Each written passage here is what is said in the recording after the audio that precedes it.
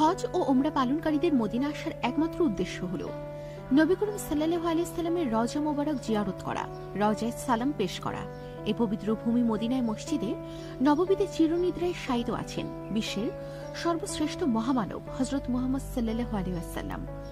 নবীজি যে ঘরটিতে স্ত্রী আয়েশা রাদিয়াল্লাহু তাআলা আনহুকে নিয়ে বসবাস করতেন, সেই ঘরটিতে মৃত্যুর পর তাকে দাফন করা হয়।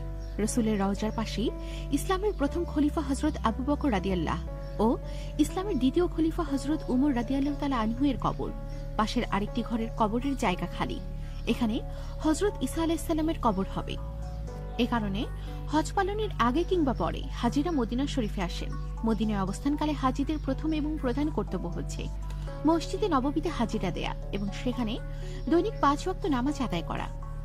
মসজিদে নববীতে ১ রাকাত নামাজের সওয়াব ৫০,০০০ রাকাত নামাজের সমান। এছাড়া মসজিদে নববীতে বিরতিহীনভাবে ৪০ ওয়াক্ত নামাজ জামায়াতের সঙ্গে আদায়ের আলাদা ফজিলত রয়েছে। সুদীর্ঘ ৭০০ বছরেও নবীজির রওজার মূল দরজা খোলা হয়নি। ধর্মপ্রাণ মুসল্লিদের আবেগ এতটাই বেশি যে নবীজির রওজার দরজা খোলা থাকলে ধুলোবালিও নিয়ে যেত। তাই নবীজির রওজা রক্ষণাবেক্ষণের দায়িত্বে থাকা কর্মকর্তারা বেশ খানিকটা দূর থেকে রওজা জিয়ারতের সুযোগ দেন। সম্প্রতি গণমাধ্যমে প্রকাশিত প্রতিবেদনে বলা হয়, বিশ্বব্যাপী নবীজির রওজা মোবারক নিয়ে নানা অপপ্রচার চলছে। বিভিন্ন দেশে নবীজি ও খলিফাদের ভুয়া রওজার ছবি দেখিয়ে অবৈধ অর্থ রোজগারের অপচেষ্টা চলছে। মহান আল্লাহ রাব্বুল আলামিন ছাড়া আর কারো কাছে মাথা নত করা উচিত নয় বলে ওই কর্মকর্তা মন্তব্য করেন। তাছাড়াও রওজা শরীফ সম্পর্কে হাদিসে ইরশাদ আছে, হযরত রাসূলুল্লাহ সাল্লাল্লাহু আলাইহি সাল্লাম বলেন, যে ব্যক্তি আমার মসজিদে ৪০ ওয়াক্ত নামাজ আদায় করেছে আর কোনো নামাজ কাজা করেনি, সে নিফাক আর দোজকের আযাব থেকে নাজাত পাবে। হযরত রাসূলুল্লাহ সাল্লাল্লাহু আলাইহি সাল্লামের রওজা শরীফ জিয়ারতের ফজিলত প্রসঙ্গে বলা হয়েছে, যে ব্যক্তি রাসূলুল্লাহ সাল্লাল্লাহু আলাইহি সাল্লামের ওফাতের পর তার রওজা মোবারক জিয়ারত করল, সে যেন রাসূলুল্লাহ সাল্লাল্লাহু আলাইহি সাল্লামকে জীবদ্দশা দর্শন করল। মসজিদে নববীতে প্রবেশের অনেকগুলো দরজা রয়েছে। এর মধ্যে পশ্চিম পাশে রাসূলের রওজা জিয়ারতের জন্য যে দরজাতেই প্রবেশ করতে হয়, ওই দরজাকে বাবুস সালাম বলা হয়।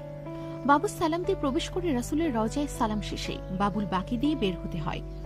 মদিনায় জিয়ারত হাজিদের জন্য সৌভাগ্যের বিষয়, কারণ মদিনায় এসে দুনিয়ার জীবিত থাকতে জান্নাতে ভ্রমণের সুযোগ মেলে। কারণ নবী করিম সাল্লাল্লাহু আলাইহি সাল্লামের রওজা শরীফ এবং এর থেকে পশ্চিম দিকে রাসূল করিম সাল্লাল্লাহু আলাইহি সাল্লামের মিম্বর পর্যন্ত স্বল্প পরিসরের স্থানটুকুকে রিয়াজুল জান্নাত বা বেহেশতের বাগিচা বলা হয়।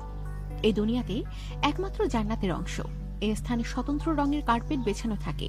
এই স্থানটুকু সম্পর্কে হযরত রাসূলুল্লাহ সাল্লাল্লাহু আলাইহি সাল্লাম বলেছেন, আমার রওজা ও মিম্বরের মধ্যবর্তী স্থানে বেহেশতের একটি বাগান বিদ্যমান। এখানে প্রবেশ করা মানে জান্নাতে প্রবেশ করা।